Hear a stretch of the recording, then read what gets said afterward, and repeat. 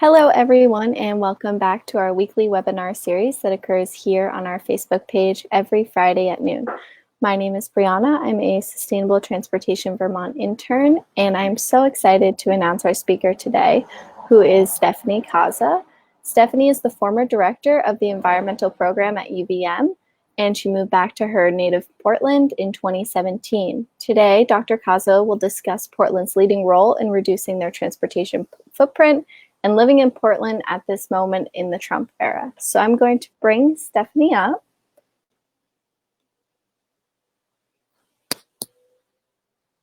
Hi, Stephanie. Hi, Brianna. Thank you so much for having me here. This is really delightful. Well, I feel like I'm right back on campus. oh, that's amazing. Well, thank you so much for being here, and we're all very much looking forward to your presentation today. And I know I didn't really give you that much of an introduction, so to start things off, would you mind telling us a little bit about yourself and how you became interested in sustainable transportation? Well, I feel very lucky to have been the person that Richard approached when he was very interested in sustainable transportation. And, at that time in Burlington, nobody was really talking about this. The bike path was really kind of pitiful, and it took some coordination to pressure until we got enough people really active in Burlington and on campus. So people like Luis Vivanco helped work with the bike club, and Richard, of course, has the whole story, but I was in the position of being the director and could support the course, and it was wonderful to bring that forward. I myself was a cyclist and still am. In fact, I just got my first electric bike. I'm so excited. That's So so now exciting. I'll be bicycling deep into my 80s and 90s with my very cool bike. Part of the reason we moved to Portland was sustainable transportation. We really wanted to be in a place where we could walk and bike and take transit. And as it turns out, we're a 10-minute walk from the light rail station. And right after we moved in, they finished making one of the new bikeways a half block from our house. So Portland is really terrific for its mapping of bikeways. There's a bikeway on the 20s avenues and on the 30s and the 50s. So there's been strong bicycle coordination here for a long time, and makes it very user-friendly when you want to get around that way. And it's really quite thrilling to see how many people are using bicycles now under COVID times. A lot more traffic on these bikeways. Definitely. So I just will say that sustainable transportation became much more compelling in the last 5 to 10 years when we realized what a big proportion of climate impact transportation had. In the beginning, I think it was a little bit more like changing your eating habits. How could you eat better for the planet? How could you have better mobility for the planet? But once we realized this has to change, we have to work on transportation. And of course, now everything gets a lot more political as soon as you have to start pressuring transportation departments and people to change their ways of life. So we are personally very happy to leave our car in the driveway as much as we can, and mostly use it for long distance travel. And that just feels great. Yeah, definitely. And I just want to say, for anyone who's watching, please feel free to post questions and comments for Stephanie in the comment section, and we will get to them at the end. But yeah, so are there any certain things that are extremely different than when you lived here and worked here compared to in Portland that you think Burlington should adapt? Well, it's a much bigger city, so you get a lot more problems. I'll tell you about a very interesting kind of conflict going on right now. The oldest freeways that crisscross fairly near the middle of the city, one going north-south, one going east-west, is a big traffic bottleneck, especially for trucks. Everything slows down. There's too much traffic on, not too much, but more than they were built to handle. So the Oregon Department of Transportation wants to expand these lanes. Well, it has bumped into some old grievances around neighborhoods that were formerly African American, and some of them got pushed out and paved over, as in many cities, to build these freeways. So Portland is reckoning with its very white past, and Oregon itself has been a very racially exclusive state in the past, even with laws for that. So this freeway expansion has gone through 2 advisory committees so far, and the third one now is attempting to include more residents from this formerly more Black neighborhood and turn the project into something that might include a restorative justice aspect. I think none of us know how this is going to go. The Department of Transportation is very, basically kind of conservative, a lot of engineers and planners. But the citizen pressure is trying to change the way things are done. So that's very interesting when you're working with freeways, and that maybe isn't so much of an issue locally there. But I also wanted to mention a more local project. When I first came here, I learned about a class at Portland State University that in a way was the equivalent of the sustainable transportation course, but it was set up for citizens, and that really intrigued me. They had some kind of sponsor, I don't remember, but there were about 25 of us in the class. We had to apply to get in, and you were supposed to be kind of on a mission for your neighborhood or some, and the whole point of the class, lots of guest speakers learning about, the trains and the buses and the everything. But the whole point was to go back and do something really good in the city around transportation. Well, I was really pretty new in Portland, so I didn't quite have a physical project in mind, but I decided that they could change their messaging.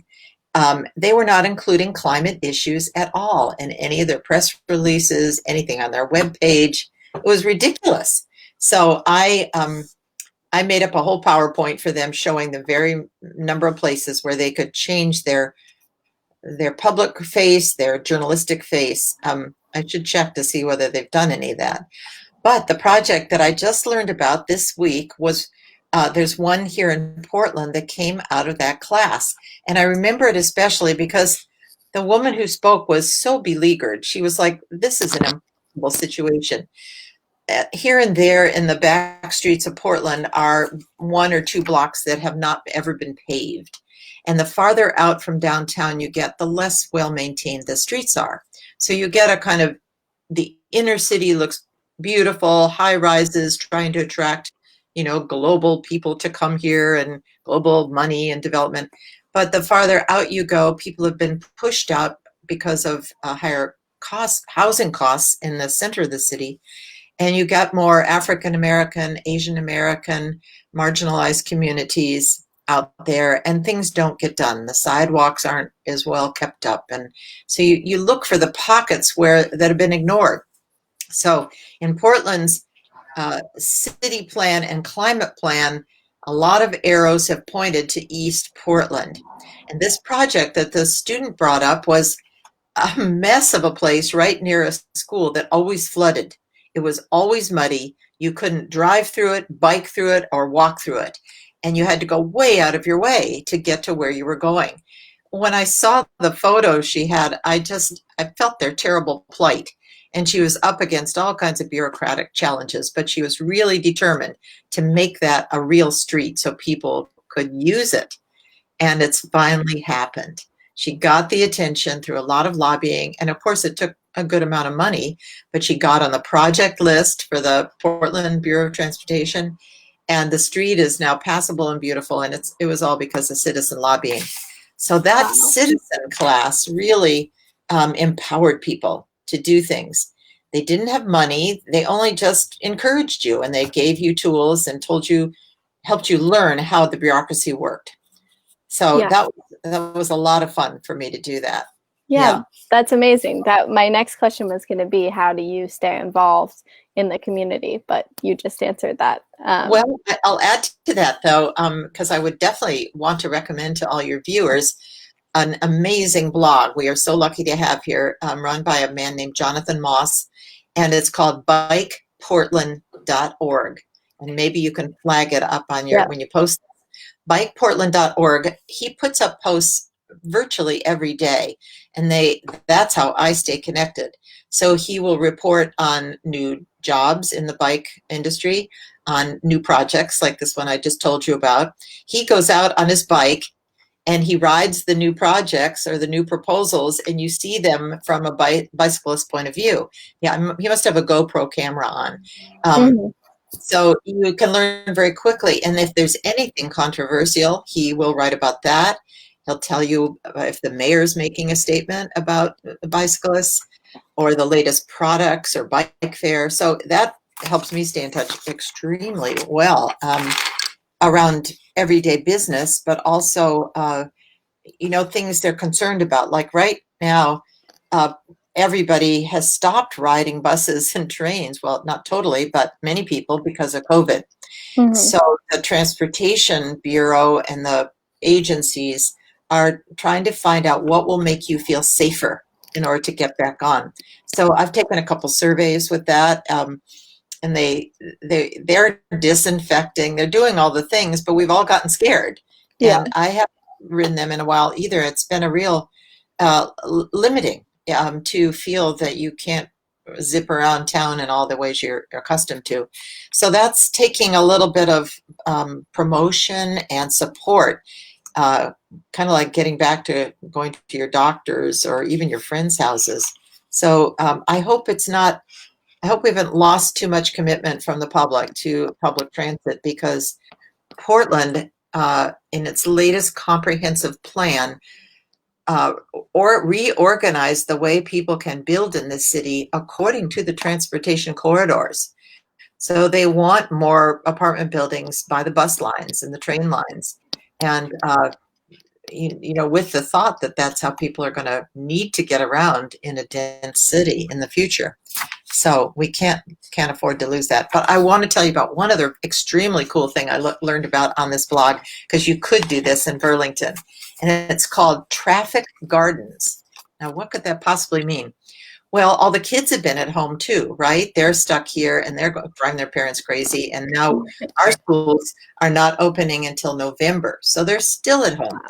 So people got the idea that they could take parking lots that were available, like in churches and schools, places that aren't currently being used, and do these massive paint jobs, laying out kind of a course for a little bicycle, so that kids that are like age 7 to 10 or something go on these little labyrinth, windy things, and they'll draw little pictures of trees and houses, and the kids are just loving these things.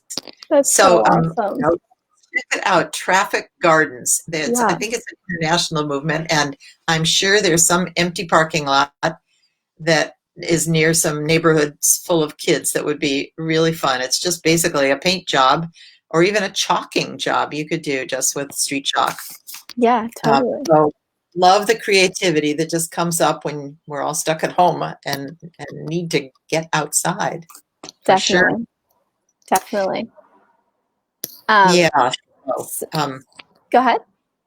well, I was going to say, I don't want to paint a totally rosy picture because, as you know, things are kind of wild here in Portland right now. And one of the things that's of most concern is that um, some, I will say, of the counter protesters, the white nationalists that have been in town, are now using vehicles as weapons. And this is something we never dreamed of in sustainable transportation. The idea was to be safer, more courteous, more helpful with climate issues. And the understanding was that if you were informed and participating in more sustainable choices around your mobility, the world would be a better place, right? It'd be more peaceful. Yeah, So it has kind of come as a shock to see people driving into protests, driving definitely. over bicycles, causing damage and being quite threatening. Definitely. And I know Richard is here waiting to jump on, and he definitely has some questions about what's going on in Portland right now. So I'm going to bring him up. 1 second. Stephanie, Yeah. nice to see you. I'm here at UVM, which is, of course, quite different this semester, but actually, so far, fingers crossed, it's been going pretty well. I mean, and Vermont, of course, is one of the safest places when it comes to COVID. Mm-hmm. folks may not know, but Sustainable Transportation Vermont has a direct line of descendant from Stephanie Kaza here. And so glad that you could come join us from Portland, which is kind of always considered one of these meccas of sustainable transportation. But I first started teaching at UVM when Stephanie hired me to teach courses in the environmental program. And then together we kind of invented this idea of having a course called, I think it was called Sustainable Transportation, or it was. And then out of that came this idea of this project, and now it's kind of morphed into 10 or 12 students who are very active in sustainable transportation measures, led in part by Jack Hansen, who is a product of the environmental program. And city councilor here in Burlington. Anyway, the whole thing has just kept growing and growing, Stephanie. So thanks for helping jumpstart it. Just wonderful. Well, that was at a time when we wanted to see the word sustainable showing up everywhere we could, to just have a kind of paradigm shift on campus. And I think that must have happened. Anyways. And I think that you were one of their early, I mean, it wasn't always that we all biked everywhere or thought about it as much. And then I remember you biking from your home in the North End on kind of a regular basis. And then a whole culture building around people who thought more about it, and then thinking more about what it would mean for the streets and the roads that we bike on. And then as we dived into it, all the research and thinking that's gone into this, knowing that the safer you make places to bike, the more likely people are to bike. The safer you make places to walk, the safer they are to walk. It's been wonderful to see a testimony to that here in Portland during the pandemic, because people are walking and biking all over the place. We have a nice front porch on our house, and we have enjoyed eating dinner out there lately. And we talked to so many people that are out walking, or they come by on their bikes, and we're near a couple of bikeways. And I would say that it's doubled or tripled what it was before the pandemic. So I hope those become new good habits for people, to just really enjoy being in their city on their own 2 feet.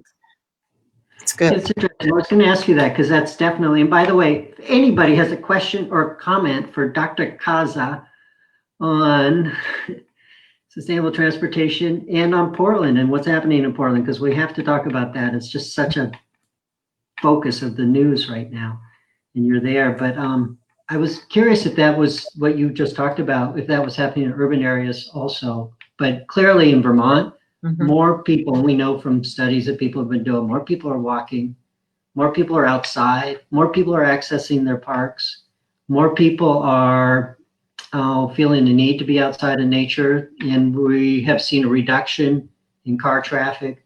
For a while there, a super sharp reduction, less than half of the people on the roads. And I think it's making some of the planners rethink, do we need all this transportation infrastructure? Do we need to keep thinking about building newer and more capacity versus now there might be other ways people are getting around? I hope that's true. I hope the experiment really is telling people something. I know that the electric bikes are flying out of the shop. Bikes, all kinds of bikes. We have many bike shops here in Portland, as you would guess. And I mentioned earlier that I got my first e-bike, and just talking with the owners there, they can't stock the bikes or the parts and the accessories fast enough. So I think we're seeing a kind of technological revolution meet a very receptive public.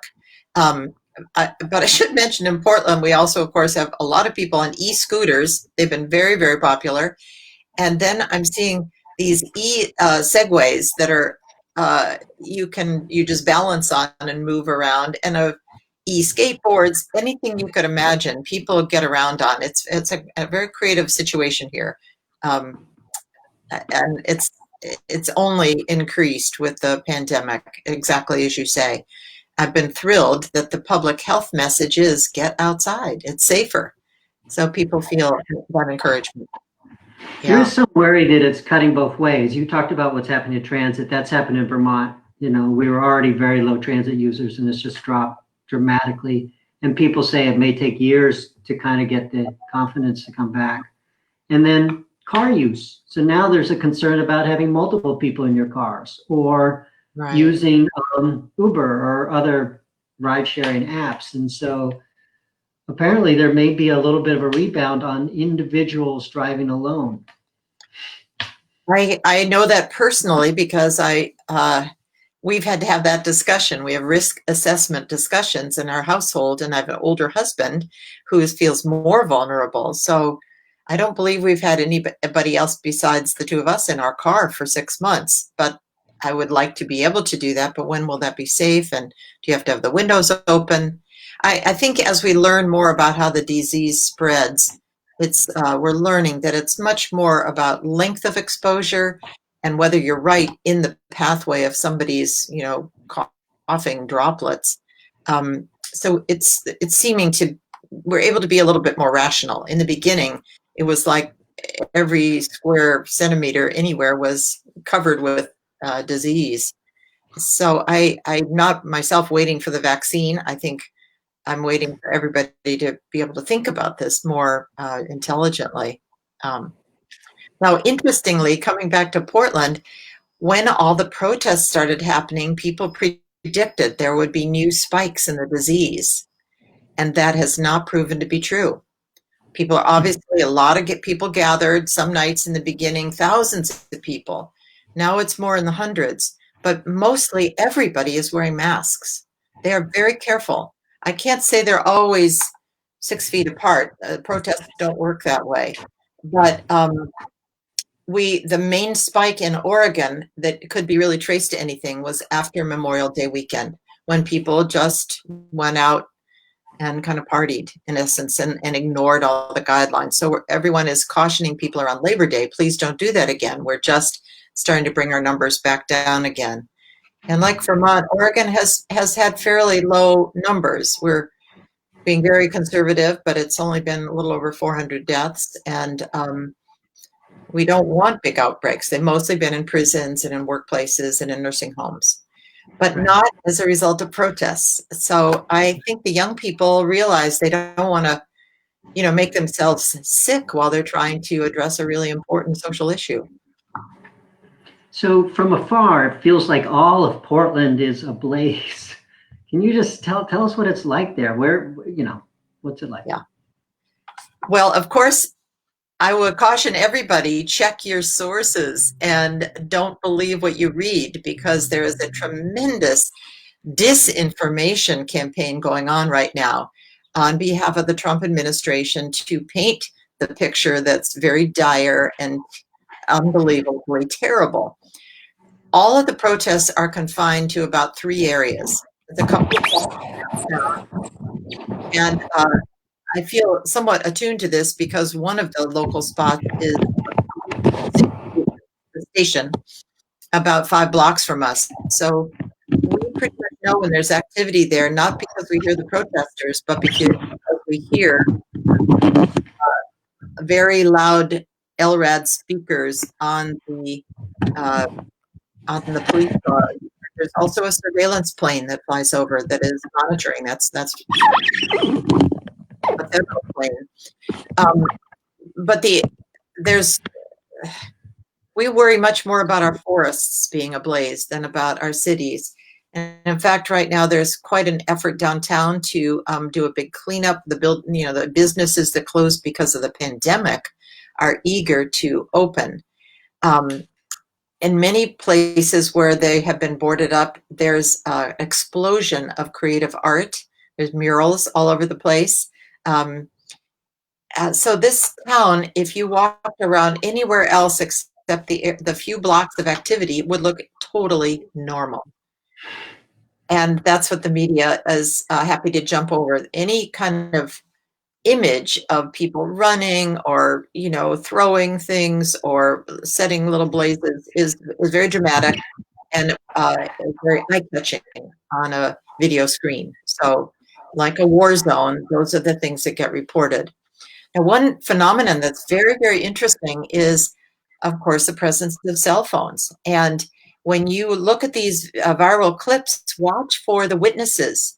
The witnesses are walking around anything that's happening with their phones because they know something could happen that ought to be recorded, some violence or as recently a shooting. And we're, of course, worried about more of that happening. But the power of the nonviolent witnesses is that's where I align. I'm so impressed by their willingness to be close to danger and record it and tell us the stories and take some risks. Now, I will say on the other side, what's very disturbing is that the police are not honoring any of the traditional respects to journalists and to medics.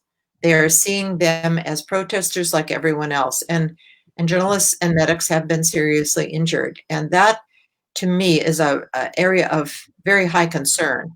The property damage, honestly, nobody around here is talking about that. Businesses have insurance. That can be cleaned up. But how people are harming each other is of concern, and it seems that the generators of harm and violence are the police, the federal agents when they were here. I think they still are here, but in hiding, and also the white nationalist groups. So last weekend, when they drove into town, it was pretty scary. They are willing to use their vehicles as weapons and to carry weapons while they're in their trucks, and they were shooting paintballs and pepper spray at the nonviolent protesters.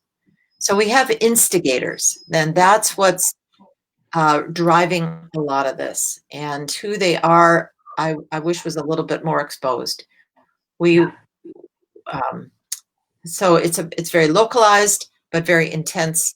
And part of the drama of it is that most of these protests are happening at night.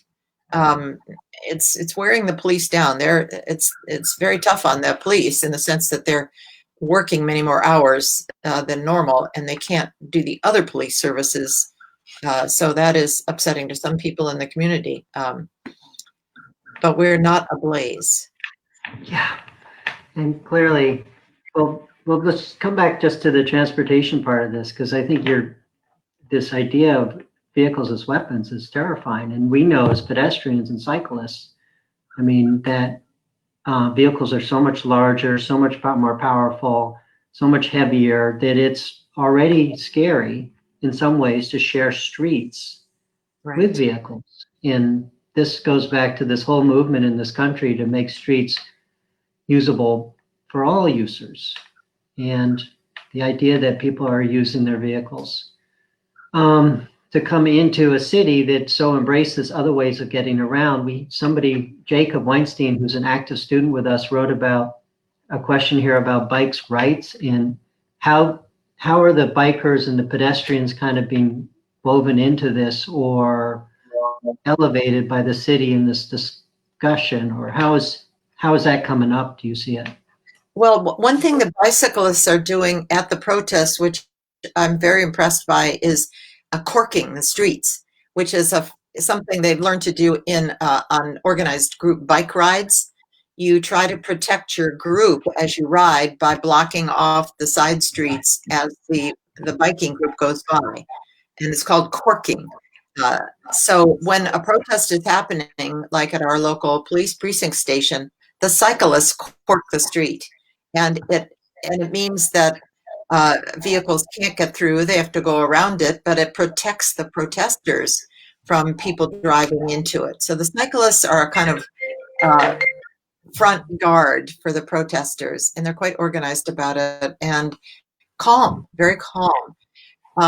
Now, as far as our leadership supporting cyclists and pedestrians in the middle of this, I think their hands are full. It's been really difficult. They are it's politically very challenging with the mayor, the governor, the federal government, the different police forces, the county, the city, to just try to stay on top of what's happening, because these protests are every single night. But the white nationalists have come more on the weekend during the day, and it's in broad daylight to see them even coming down local streets here. They gun their engines. They try to be terrifying. You don't know what they're going to slam into. So there is footage of running over at least bicycles. I don't know that cyclists have been badly hurt yet, but it's probably a matter of time, like in Charlottesville, where a person got hurt. So it is very disturbing to someone like me who's committed to these principles of safety. But for right now, we've got a very dangerous, small, dangerous zone, and I'm not there in the middle of the night for sure. But the people that are there are trying to keep the focus on Black Lives Matter. This is the whole point. And as I was telling Brianna, it's particularly strong in Portland, well, for a couple reasons. We have a lot of young people in this city. They came to Portland because they wanted to protect their concerns and interests. They wanted to live in a city that cared about these things, and they are willing to be in the streets. But the other thing is that Oregon and Portland have a badly racist history, and we need some serious reparations. And some of those can come through transportation policies and measures. So there's lobbying going on right and left around all this kind of thing. And the Black Lives Matter people are working at the policy level. And right now, the state legislature is meeting in its kind of preparation for the next session.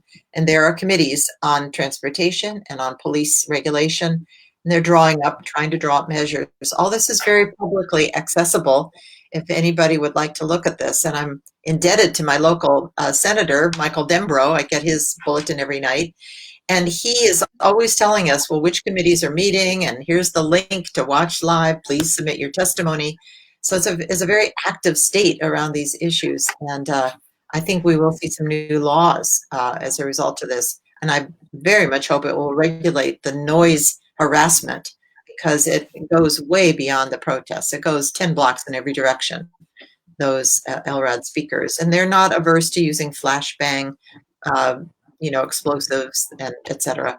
And I think they need to be reined in myself. That's my personal opinion. But the noise is quite an assault. And we're not used to thinking of transportation as being a noise management issue.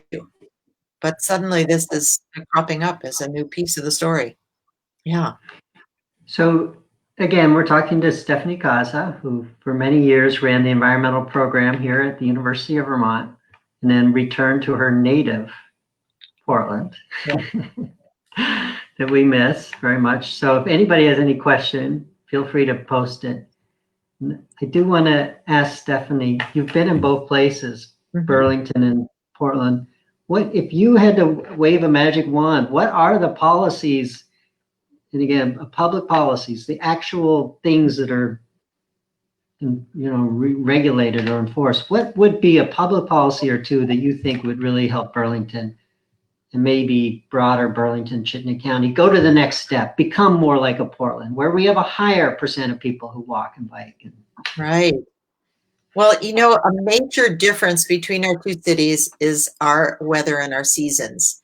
And I always felt that for me personally, and for the campus, and for your average citizen, winter is just a kind of impossible season to retain the kinds of mobility options you're using in the summer. So I think I would look at any policies that can extend the summer experience, either direction. And of course, that will parallel the way climate change is working, and to be prepared.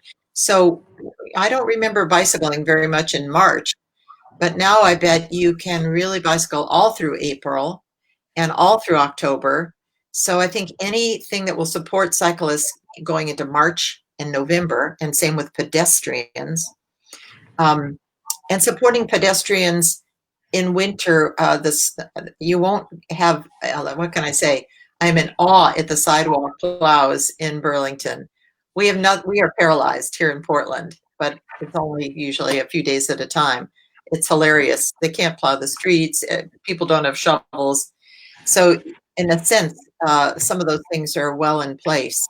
But, I think Burlington and Vermont might want to look to Portland for confronting racial injustice histories. And this is just beginning to really surface in a way that overlaps with climate justice and overlaps with restorative justice.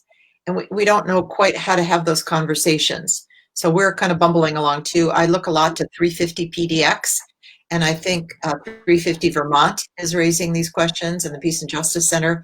So where that is starting to show up is pressure to be sure the advisory commissions and committees are well represented by people of color and different neighborhoods and people of representing different agendas, and not just the kind of usual folks of the past.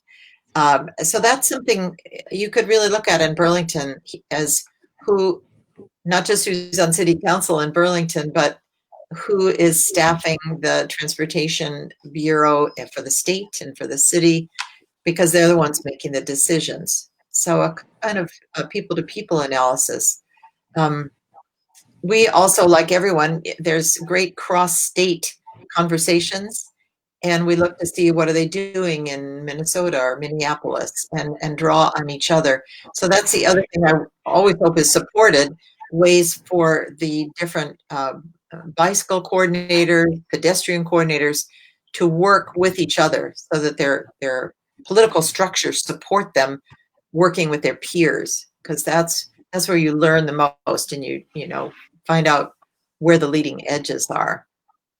Yeah, and one thing along those lines that I often think about is, and we know this, is that transportation infrastructure disproportionately affects people of color and by class. So roads and highway overpasses and all those have for years been the impacts have not been distributed equally.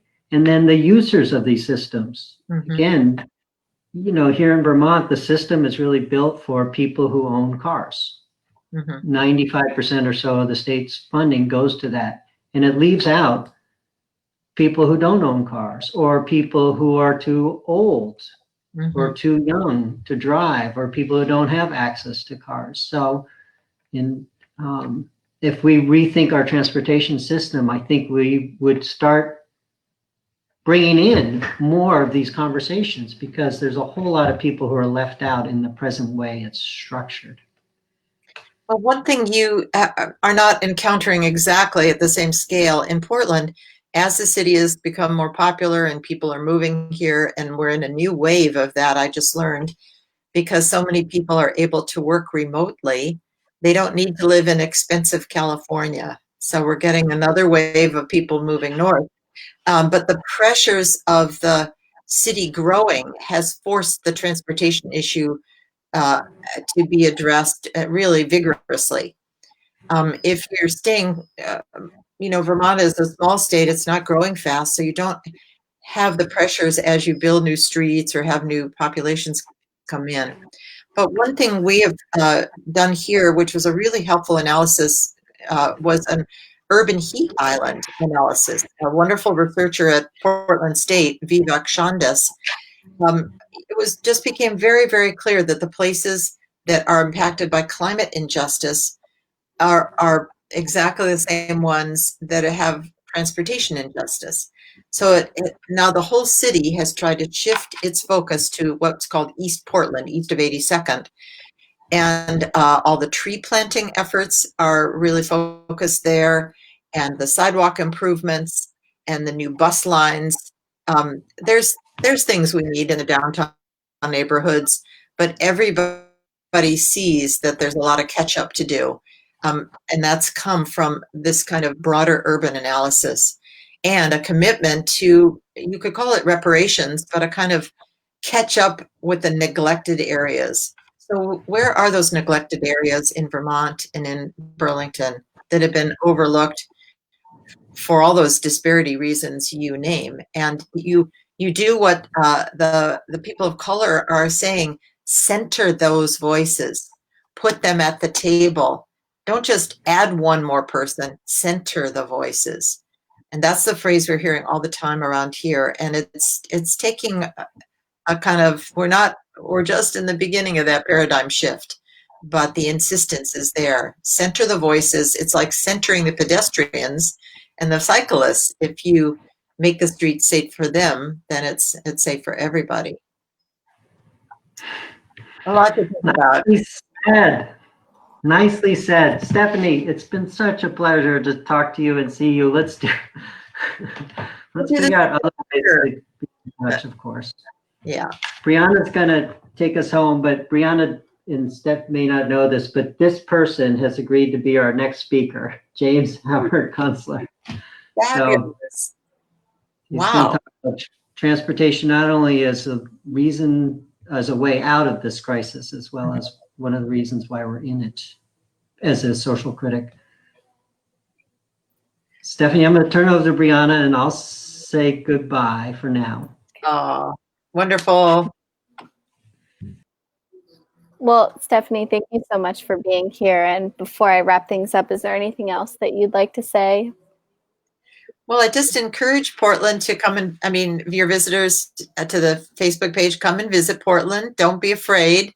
Once it seems like you can get in a car and drive or get in an airplane, it's a great place to learn about all these things. And in the meantime, you can poke around on the web and you'll find out so much interesting stuff through Bike Portland is just a great place to start about the shops and the pedestrian initiatives, and there's a lot going on here for sure. So I just welcome you to this wonderful, lively hub of, there's some chaos, but a lot of creativity.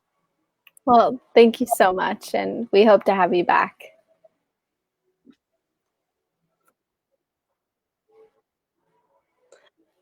Thank you everyone for tuning in, and we hope to see you again next Friday at 12 here on our Facebook page. Yeah, so comment if you have any questions, but otherwise we'll see you next Friday.